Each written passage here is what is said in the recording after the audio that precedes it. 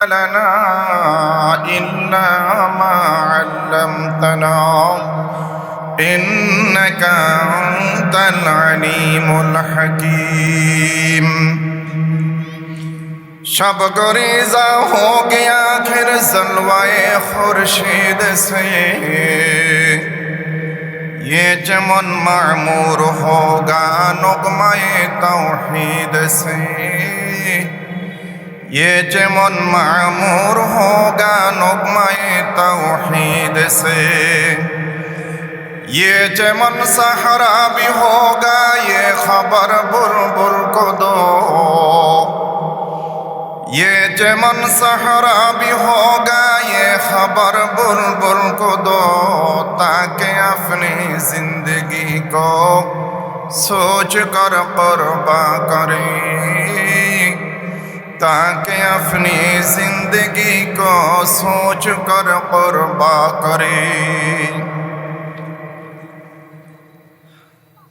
জামিয়া উম্মুল ফজল লুবাবা কর্তৃক আয়োজিত অধ্যকার ইসলামী মাহফিলের মুহতারাম সভাপতি, উপস্থিত হজরত উলামায়ে কেরাম, আমার সামনে বসা ইসলাম প্রিয়, কোরআন প্রিয় তৌহিদি জনতা, মাহফিলে উপস্থিত আমার আদরের ছোট্ট কচিকাচারা, পর্দার অন্তরালে অবস্থানরত আমার সম্মানিত মা ও বোনেরা, মহান আল্লাহ রাব্বুল আলামিনের আলিশান দরবারে অসংখ্য অগণিত শুকর যে মহান মালিক সুন্দর পরিবেশে আমাদেরকে রহমতি বরকতি শামিয়ানার নিচে এসে বসে উম্মতের হক্কানি উলামায়ে কেরামের জবান থেকে কোরআন ও হাদিসের আলোকে দামি দামি অনেক কথা শোনার মতো সুন্দর পরিবেশ করে দিয়েছেন। আল্লাহ তাআলা আমাদেরকে এই কোরআনের মাহফিলে আসার বসার তৌফিক এনায়েত করেছেন।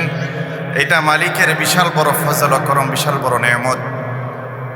এই বিশাল নেয়ামতের শুকুর আদায় করার লক্ষ্যে সকলে সমস্বরে আবেগজোড়া কণ্ঠে একবার কালিমাতুশ শুকুর আদায় করে নেই। আলহামদুলিল্লাহ,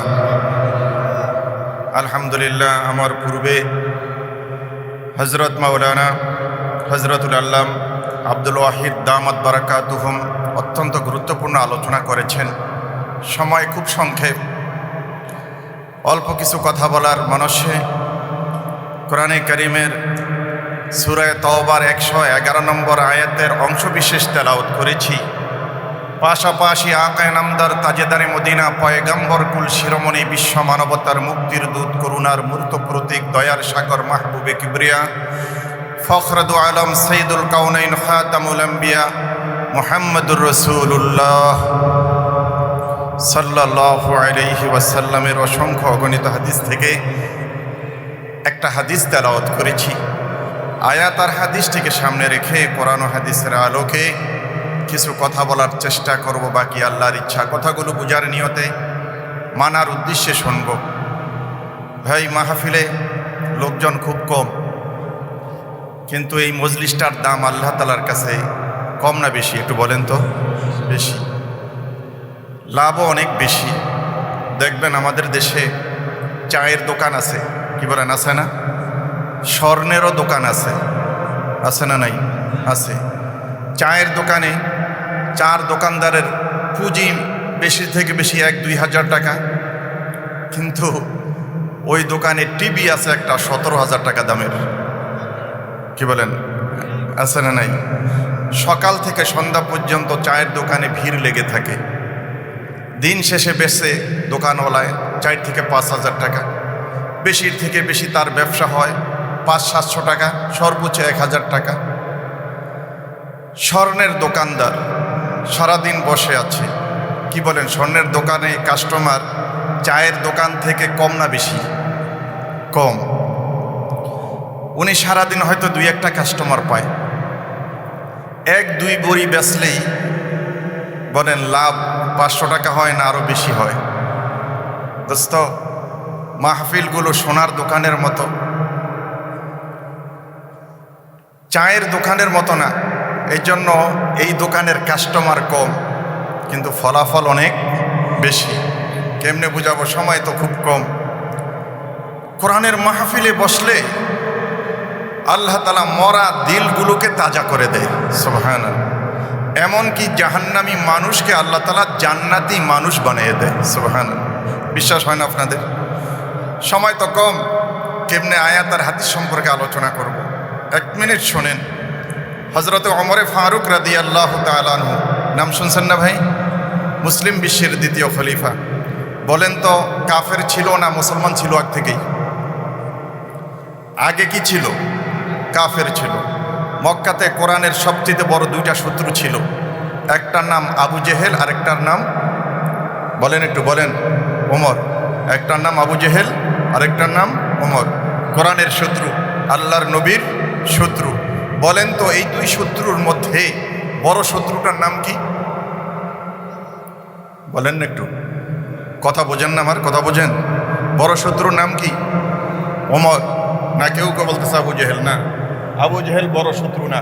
কোরআনের সবচেয়ে, কোরআন এবং আল্লাহর নবীর দুশ্মন ছিল, বড় শত্রু দুশ্মন ছিল কে? ওমর। আবু জেহেল ওমরের তুলনায় কি ছিল? ছোট ছিল। দলিল আছে আমার কাছে, দলিল ছাড়া আমরা কথা বলি না, আলহামদুলিল্লাহ। দোস্ত, আবু জেহেলও কোরআন এবং আল্লাহর নবীর শত্রু ছিল ঠিক, কিন্তু আল্লাহর নবীকে হত্যা করার দুঃসাহস করে নাই। কিন্তু ওমর করছে কি করছে না? করছে। দোস্ত, একদিন বের হয়েছে তলোয়ার নিয়ে, রসুলকে খতম করবে।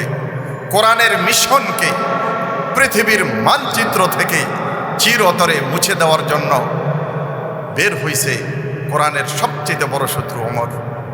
হইলটা কি? বোনের বাড়িতে গেছে, সময় তো কম। বোনের বাড়িতে যাওয়ার পরে অনেক ঘটনা ঘটছে। বোন মুসলমান হয়ে গেছিল ওমরের। পরে বোনকে বলছে, তোমরা কি পড়তেছিলা? তোমাদের ঘরের থেকে একটা আওয়াজ শুনতে পাইছিলাম। বলে, আমরা কোরআনে কারিমের তেলাওয়াত করতেছিলাম। বলেন সুবহানাল্লাহ। কিসের তেলাওয়াত? বলে, আমাকে একটু দাও। বলে, না, দেওয়া যাবে না, তুমি নাপাক। ইন্নামাল মুশরিকুনা নাজাস, তুমি মুশরিক, তুমি নাপাক। লা ইয়ামাসসুহু ইল্লাল মুতাহহারুন, কোরআনে কারীম পবিত্র, এটাকে পবিত্রতা ছাড়া স্পর্শ করা যায় না। কি করতে হবে? গোসল করো। গোসল করছে। বোনে কোরআনে কারীমের এটা পাণ্ডুলিপি ছিল বোনের ঘরে, সেটাতে লেখা ছিল তহা, সূরা তহা। ওমর ফারুক তখন সূরা তহা তেলাওয়াত করা শুরু করে দিলেন। তহা মা আনসালনা আলাইকাল কুরআনা লিতাশকা। তেলাওয়াত করতে করতে সামনে একটা আয়াত আছে, ওই আয়াত পর্যন্ত পৌঁছলেন। ইন্নানি আনাল্লাহ, ইন্নানি আনাল্লাহ, লা ইলাহা ইল্লা আনা ফা'বুদনি ওয়া আকিমিস সালাতা লিযিকরি। এই আয়াত পর্যন্ত যখন তেলাওয়াত করতে করতে গেলেন, কোরআনে কারীমের এই মধুর তেলাওয়াতে ওমরের দিলের মধ্যে তোলপাড় শুরু হয়ে গেল। ইন্নানি আনাল্লাহ, আয়াতের অর্থ হলো আল্লাহ তাআলা বলেন, আমি ওই আল্লাহ। একমাত্র মালিক কে? বলেন তো জোরে বলেন, কে? আসমান জমিনের মালিক কে? আল্লাহর রাজত্বের মধ্যে, আল্লাহর খোদাইত্বের মধ্যে অন্য কেউ শরীক আছে? ইন্নানি আনাল্লাহ, আমি ওই আল্লাহ। লা ইলাহা ইল্লা আনা ফা'বুদনি ওয়া আকিমিস সালাতা লিযিকরি। দোস্তরা আমার, এই আয়াত তেলাওয়াত করার পরে ওমরের দিলের মধ্যে তোলপাড় শুরু হয়ে গেছে, চোখ থেকে পানি গড়ানো শুরু হয়ে গেছে। এবার বোনকে ডাক দিয়ে বলে, বোন চলো চলো, যেই মুহাম্মদের কালেমা পড়িয়া তোমরা মুসলমান হয়ে গেলা, আমিও মুহাম্মদের ওই কালেমা পড়িয়া মুসলমান হয়ে যাব। যেদিন ওমর মুসলমান হইতে গেলেন, আল্লাহর নবী দারে আর কামে সাফা পাহাড়ের পাদদেশে ছোট্ট একটা ঘরের মধ্যে 39 জন সাহাবায়ে কেরামকে কোরআনে কারীমের তালিম দিতেছিলেন। জানালার ফাঁক দিয়ে এক সাহাবী দেখতেছে ওমর তার দুয়ারে হাজির, হাতে শানিত তলোয়ার। সাহাবী থরথর করে কাঁপছে। আল্লাহর নবী ডাক দিয়ে বলে, কি ব্যাপার, তুমি কাঁপাকাঁপি করছো কেন? কয়, রাসূল দেখেন ওই যে ওমর, মক্কার দেশে সবচেয়ে বড় সন্ত্রাসীটা, হাতে তলোয়ার নিয়ে আপনার দুয়ারে দাঁড়িয়ে আছে। ওমরের তলোয়ার থেকে মনে হয় আমরা কেউ আজকে রেহাই পাবো না। আল্লাহর নবী সাহাবীকে অভয় দিয়ে বলতেছেন, নো টেনশন, কোনো টেনশন করিও না। গত রজনীতে আমি তাহাজ্জুদের নামাজ পড়ে আল্লাহ রাব্বুল আলামিনের দরবারে মক্কার দুই সন্ত্রাসী, কোরআন এবং ইসলামের বড় দুই দুশমন, একটার নাম ওমর আর একটার নাম আবু জেহেল, এই দুইটার জন্য আল্লাহর কাছে দোয়া করছিলাম, ওগো আল্লাহ, আল্লাহুম্মা আইজিল ইসলাম ওয়াল মুসলিমিনা বিইসলামে ওমর ইবনুল খাত্তাব আও আবু জেহেল ইবনে হিশাম। গভীর রজনীতে আমি আল্লাহর কাছে দোয়া করেছিলাম, ওগো আল্লাহ, কোরআনের দুই শত্রু, একটার নাম আবু জেহেল আর একটার নাম ওমর, মক্কার দেশে ইসলাম এবং কোরআন, মুসলমানরা দুর্বল, ইসলাম দুর্বল, মুসলমানরা দুর্বল, এই দুই পরাশক্তির লোক আবু জেহেল অথবা ওমরকে ইসলামের মতো দৌলত দিয়ে আল্লাহ তুমি মক্কার দেশে ইসলাম এবং মুসলমানদেরকে শক্তিশালী করে দাও। আল্লাহর নবী বলেন, মনে হয় আমার এই দোয়াটা আল্লাহ রাব্বুল আলামিন ওমরের ব্যাপারে কবুল করেছে। সুবহানাল্লাহ। এরপরে আল্লাহর নবী নিজে কপাট খুললেন, রাসূলের দরবারে দাঁড়ানো। আল্লাহর নবীর দৃষ্টি পড়ল হযরতে ওমরের চেহারার দিকে।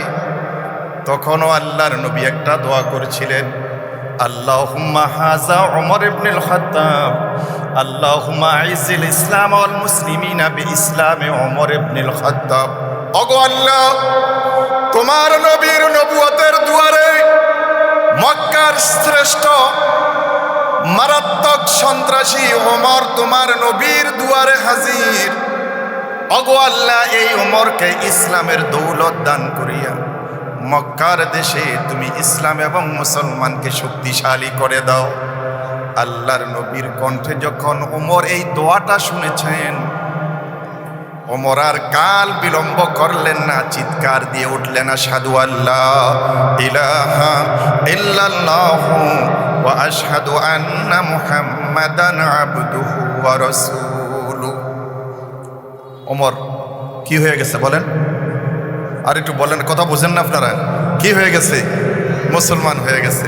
দোস্ত, ওই যে কোরআনের কিছু আয়াত তেলাওয়াত করার কারণে দিলের ভিতরে এমন প্রভাব সৃষ্টি হয়েছে, রসুলের দরবারে গিয়া মুসলমান হয়ে গেছে। বলেন তো, যখন কালেমায়ে শাহাদাত সে পাঠ করছে, এর আগে জান্নাতি ছিল না জাহান্নামী ছিল? জাহান্নামী। এখন যখন কালেমায়ে শাহাদাত পাঠ করছে, এখন কি হয়ে গেছে? কেমন জান্নাতি হয়েছে? আল্লাহু আকবার। ওমর কালেমায়ে শাহাদাত পাঠ করতে দেরি। বলেন তো, রসুল এখন খুশি না বেজার? সাহাবীরা খুশি না বেজার? হাদিস বলেন, হাদিসের মধ্যে আসছে, ফাকাব্বারা নবী সাল্লাল্লাহু আলাইহি ওয়াসাল্লাম আহলু বাইতিহি সামিআত বিআলা মক্কা। আল্লাহর নবী ওমরের কণ্ঠে কালেমায়ে শাহাদাত শোনার পরে এতই আনন্দিত হয়েছেন, আল্লাহর নবী নারে তাকবীর বলেছেন। ৩৯ জন সাহাবীরা আল্লাহু আকবারের ধ্বনি দিয়েছে। বলে আওয়াজটা এত বিকট হয়েছে, এত বিশাল হয়েছে, মক্কার পাহাড়গুলো পর্যন্ত সেদিন কেঁপে উঠেছিল। সুবহানাল্লাহ। এজন্য আর কিছু হোক বা না হোক, এই মুহূর্তে একটা সুন্নত আদায় করবো আমরা। মুহাদ্দিসিনে কেরামি হাদিসের ব্যাখ্যায় বলে, যখন ওমর কালেমায়ে শাহাদাত পাঠ করেছিল, তখন আল্লাহর নবী নারে তাকবীর, সাহাবায়ে কেরাম আল্লাহু আকবার বলেছিলেন। এর জন্য মুহাদ্দিসিনে কেরামি হাদিসের ব্যাখ্যায় বলেন, যেই মজলিসে ওমরের ইসলাম ধর্ম গ্রহণ করার কথা ঘটনা আলোচিত হয়, আলোচনা করা হয়, ওই মজলিসেও নারে তাকবীর আল্লাহু আকবার বলা সুন্নত। বলেন, আমরা এই সুন্নতটা আদায় করি? আমরা না, আমি নারে তাকবীর বলবো, আপনারা কি বলবেন? নারে তাকবীর। মাশাআল্লাহ, সুন্নত একটা জিন্দা হয়েছে কি হয়েছে না? নারে তাকবীর, আল্লাহু আকবার। এইটা রাসূলের হাদিস দ্বারা সাবেত, প্রমাণিত। এক সুন্নতের দাম আছে না নাই? জোরে কোন দাম আছে না নাই? ও দোস্ত, এক সুন্নত যদি আমার জীবনে কবুল হয়, বেড়া পার হয়ে যাবে, জান্নাতের ফয়সালা হয়ে যেতে পারে।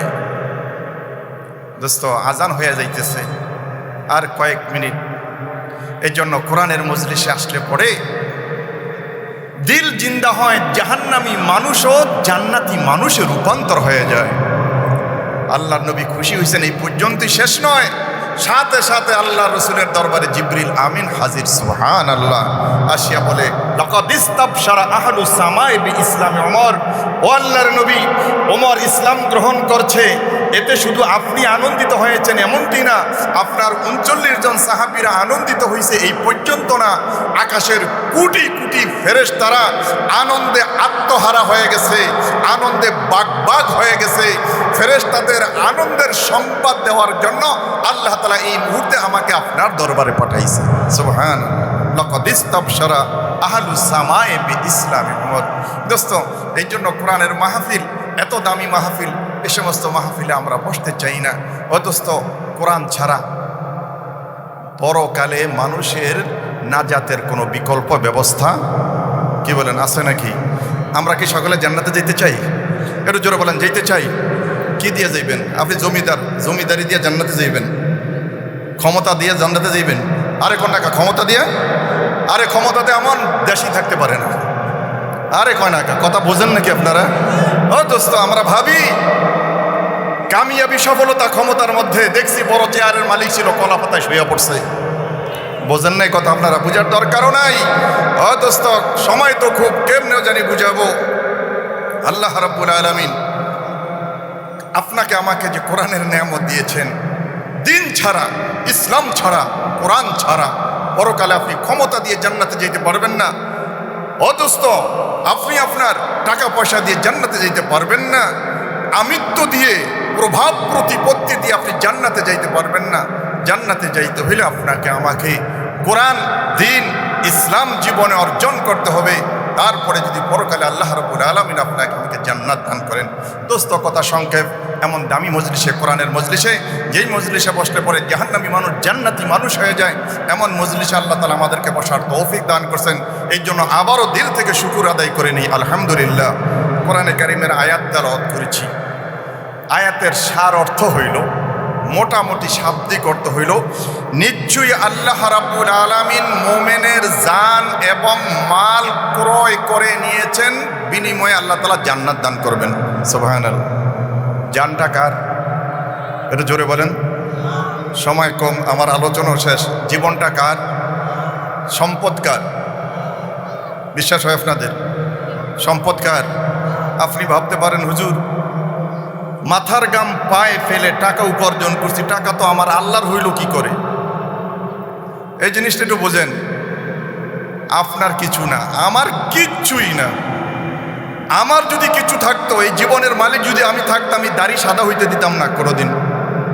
আরে কথা ঠিক না ঠিক বলেন? জুয়ানি কালটাকে কোনোদিন বার্ধক্যে উপনীত হইতে দিতাম না। ও দোস্ত, বোঝা গেল তাহলে এই জীবনের মালিক আমি না, এই জীবনের নিয়ন্ত্রণ আরেক সত্তার হাতে। তার নাম কি? কথাগুলি বিশ্বাস হয় আপনাদের? এই সম্পদের মালিক যে আমি না, এটার জন্য একটা উদাহরণ শোনেন। দোস্ত, আমাদের দেশে যে টাকা ছাপায়, টাকা ছাপায় কি দিয়া? মেশিন দিয়া। বলেন কি দিয়া? মেশিন দিয়া। এই টাকার মালিক কে? মেশিনে না মেশিনওয়ালায়? বলেন টাকার মালিক কে? টাকার মালিক কিন্তু মেশিনে না। যেই মেশিন দিয়া টাকা ছাপাইল, এই মেশিনে টাকার মালিক হইতে পারলো না। মেশিনের মালিক যে টাকার মালিক, এই কথাটা বুঝছেন নি আমার? মেশিনের মালিক যে, যেই মেশিন দিয়া টাকা ছাপাইল, এই মেশিনের মালিক যে টাকার মালিক সে। আপনি ভাবতে পারেন টাকা তো আমি কামাই করছি, টাকা না আমার হবে, টাকা আল্লাহর হয় কেমনে? ও দোস্ত, তোমার যেই মেশিন দিয়া তুমি টাকা কামাই করছো, যেই শরীর দিয়া, যে শক্তি দিয়া তুমি টাকা কামাই করছো, এই শক্তি আর শরীর কার? সুতরাং বোঝা গেল টাকা এই শরীরের না, এই শরীরওয়ালার। টাকা যেমন মেশিনে ছাপায়, ওই মেশিনের যেমন টাকা না, মেশিনওয়ালার টাকা, ঠিক তেমনিভাবে আমার কষ্ট উপার্জিত টাকা, এই টাকার মালিক আমি না, এই মেশিনটা যিনি দিয়েছেন, এই মেশিন দিয়ে আমি কি করছি, টাকা উপার্জন করছি। সুতরাং এই টাকার মালিক ও মেশিনওয়ালা আল্লাহ। কথা ঠিক না ঠিক বলেন? সুতরাং এই জান আর মাল আল্লাহ রাব্বুল আলামিন আপনার আমার থেকে কিনে নিয়েছেন, বিনিময়ে আমাদেরকে দিবেন কি? দোস্ত কথা শেষ, আপনার জান এবং মালটা বিক্রি হয়ে গেছে। আমরা সকলে মুমিন, কথা ঠিক না ঠিক বলেন? আমরা পড়ছি লা ইলাহা ইল্লাল্লাহ, পড়ছেন কি পড়ছেন না? ও দোস্ত, এই কলেমার দাম কত? লা ইলাহা ইল্লাল্লাহ হাদিসের মধ্যে আসছে, যে ব্যক্তি মান ক্বালা লা ইলাহা ইল্লাল্লাহ সুম্মা মাদ্দাহা, যে ব্যক্তি লা এই শব্দটাকে টেনে একবার লা ইলাহা ইল্লাল্লাহ পাঠ করবে, আল্লাহ রাব্বুল আলামিন তার আমল নামা থেকে 4000 গুনাহকে মুছে দিবেন। সুবহানাল্লাহ। আজান তো হয়ে গেছে, মনে শেষ করে দেব নাকি? দোস্ত, 8টায় নামাজ, আজান হয়ে গেছে চতুর্দিকে। আল্লাহ তাআলা, আমার কথা শেষ, সংক্ষিপ্ত সময়, আর আমার একটু বদ অভ্যাস, এই সংক্ষেপ সময় কথা আমি গুছাইতে পারি না। কমপক্ষে ঘন্টাখানেক সময় না হইলে কথা গুছিয়ে বলা যায় না। আমার তেলাওয়াতকৃত আয়াতের সারমর্ম হইল, মুমিনের জান মাল আল্লাহ তাআলা কিনে নিয়েছেন কিসের বিনিময়ে? বলেন বলেন, কিসের বিনিময়ে? তো জান, এই জান এবং মাল কিন্তু আমি বিক্রি করে দিয়েছি কার কাছে? আল্লাহ তাআলা দিব কি আমাকে? জান্নাত। বলেন তো, আমরা যে বেগুন কিনি, বর্তমানে বেগুন সস্তা, কি বলেন, সস্তা না? কিছুদিন আগে এত দাম ছিল, দামের সাথে বেগুনের কোনো মিল ছিল না। কি কথা ঠিক না ঠিক বলেন? দোস্ত, সাধারণত পণ্য এবং মূল্য দরটা সমান সমান কাছাকাছি হইতে হয়, সামঞ্জস্য থাকতে হয়। আপনার জান এবং মালের মূল্য জান্নাতের সমান হইব? বলেন তো, হইব নি? আহা, জান্নাত কেমন? এক হাদিসের মধ্যে রাসূল বলছেন, লা মাউজাউ সাউতিন ফিল জান্নাতে খায়রুম মিনাদ দুনিয়া ওয়া মা ফিহা। আল্লাহর নবী বলেন, আঙ্গুলের মতো একটা মোটা লাঠি রাখতে জান্নাতের মধ্যে যতটুকু জায়গা লাগে, ওই পরিমাণ জায়গার মূল্য হইল 7 আসমান 7 জমিন থেকেও আল্লাহ তাআলার কাছে অনেক দামি। সুবহানাল্লাহ। জান্নাতের একটা লাঠি রাখা পরিমাণ জায়গার মূল্য 7 আসমান 7 জমিন থেকেও অনেক অনেক দামি, মূল্যবান। তো আল্লাহ রাব্বুল আলামিন আপনার আমার এই ছোট্ট জানটা এবং মালটাকে খরিদ করে নিয়েছেন জান্নাতের বিনিময়ে। মনে হয় এমন যে আল্লাহ তাআলা এক বিশাল এক খণ্ড হীরার টুকরা দিয়া আমাদের থেকে একটা মাটির ঢিলা কিনছে। কি কথা ঠিক না ঠিক বলেন? জান্নাতের তুলনায় আমার এই জান মালের কি দাম আছে? ও দোস্ত, আল্লাহ রাব্বুল আলামিন দয়া করে মায়া করে আমাদেরকে জান এবং মালকে কিনে নিয়েছেন জান্নাতের মূল্য দিয়ে। জান্নাত আমাকে দিবেন, আর জান আর মাল কাকে দিতে হবে? একটু জোরে বলেন তো, কাকে দিতে হবে? জান মাল আল্লাহকে দিছেন নি কেউ? কয় না, দিছেন কেউ? জান তো আমার কাছেই, মাল তো আমার পকেটেই। আল্লাহ আপনার আমার জান মাল কিনে নিয়েছেন জান্নাতের বিনিময়ে। ও দোস্ত, জান্নাত দামি আর মূল্যটা সামান্য, পণ্যটা সামান্য। অনেক মূল্যে, চড়া মূল্যে আল্লাহ তাআলা আমার থেকে জান মাল খরিদ করিয়া নিয়া এরপরে আবার জান মাল আপনার আমার কাছে ফেরত দিয়ে দিচ্ছেন। বলেন সুবহানাল্লাহ। কথা ঠিক না ঠিক? এই জান মালকে আল্লাহ তাআলা ফেরত দিয়া বলছে, এরে বন্দা, আমি তোকে জান মাল ফেরত দিলাম। এই জান মাল আমার দেওয়া বিধান মোতাবেক জান মালকে তুই ব্যবহার করবি, তাহলে আমি তোকে পরকালে এই জান মালের বিনিময়ে তোর কাছে যে জান্নাত কিনছিলাম, এই জান্নাত তোকে পাই টু পাই বুঝিয়ে দেব। সুবহানাল্লাহ। সুতরাং দোস্তরা আমার, এই জান মাল কার? এই জান মাল ব্যয় হবে কার বিধান অনুযায়ী? আল্লাহর বিধান অনুযায়ী। আল্লাহর বিধানের মধ্যে একটা বিধান, সামনে 30 দিন রোজা। কথা ঠিক না ঠিক বলেন? দোস্ত, 1 মিনিট আমার আলোচনা শেষ। রোজা কার বিধান? পালন করবে কে? পালন করবে কে? ইয়া আইয়ুহাল্লাযীনা আমানু কুতিবা আলাইকুমুস সিয়াম। বলেন তো, রোজা কাদের উপর ফরজ? ইমানদারদের উপর। কোন রোজা কাদের উপর ফরজ? ইমানদারদের উপর রোজা ফরজ। তাহলে রোজা রাখবে কারা? ইমানদাররা। রোজা রাখে না কারা? বেঈমান যারা। রোজা রাখে না কারা? বেঈমান যারা। যে আমার আলোচনা শেষ, আজানও চলছে, কিছুক্ষণ পরেই নামাজ। দোস্তরা আমার, রোজা দিয়েছেন কেন জানেন? আমি শ্রেষ্ঠ জাতি। কুকুর নামে একটা জীব আছে না নাই আমার মাঝে? কুকুরে 12 মাস খায় কি খায় না? দিনও খায় রাতও খায়। আল্লাহ কয়, রে বন্দা, তুই আমার শ্রেষ্ঠ মাখলুক, তোর জানটাকে আমি জান্নাতের বিনিময়ে কিনছি। কুকুরের থেকে তোর জীবনটা একটু পার্থক্য থাকা দরকার, পার্থক্য হওয়া চাই। এই জন্য তুই 11 মাস দিনও খাবি রাত্রও খাবি। কুকুরের থেকে তোকে আলাদা করার জন্য রমজান মাসের 30টা রোজা দিয়েছি, 13 ঘন্টা না খাইয়া থাকবি, তাহলে তোর মধ্যে আর কুকুরের মধ্যে ডিফারেন্স হয়ে যাবে। কথা ঠিক না ঠিক বলেন? এখন আমি যদি রোজায় রমজান মাসে খাই, না খাইয়া যদি রোজা না রাখি, অর্থাৎ যদি রোজা না খেলে যদি দিনও খাই, তাহলে আমার মধ্যে আর কুকুরের মধ্যে কোনো ডিফারেন্স হইল না। কুকুরে রোজার মাসে দিনও খায়, আমিও খাইলাম, আমার মধ্যে কুকুরের মধ্যে দেয়ার ইজ নো ডিফারেন্স। আল্লাহ তাআলা জানমাল দিয়েছেন, নিয়ে নিবেন। এই জানমালকে মৌত পর্যন্ত আল্লাহর বিধান মোতাবেক ব্যয় করলেই আল্লাহ তাআলা পরকালে আপনাকে আমাকে জান্নাতের মালিক বানাবেন। জামিয়া উম্মুল ফজল লুবাবা, এই মাদ্রাসার দিকে খেয়াল রাখবেন। এই মাদ্রাসাগুলো জান্নাতের দুর্গ। এই মাদ্রাসায় কোরআন শিক্ষা দেওয়া হয়। আপনার আমার সন্তানকে কোরআন শিক্ষা দেব। এই কোরআনের মাধ্যমে আল্লাহ তাআলা আমাদেরকে জান্নাত পর্যন্ত পৌঁছে দিবে। আল্লাহ তাআলা এই সংক্ষিপ্ত কথাগুলো আমাদের সকলকে বুঝার এবং মানার তৌফিক দান করেন। আমিন। ওয়া আখিরু দাওয়ানা আনিল হামদুলিল্লাহি রাব্বিল আলামিন। আসসালামু আলাইকুম ওয়া রাহমাতুল্লাহি ওয়া বারাকাতুহু।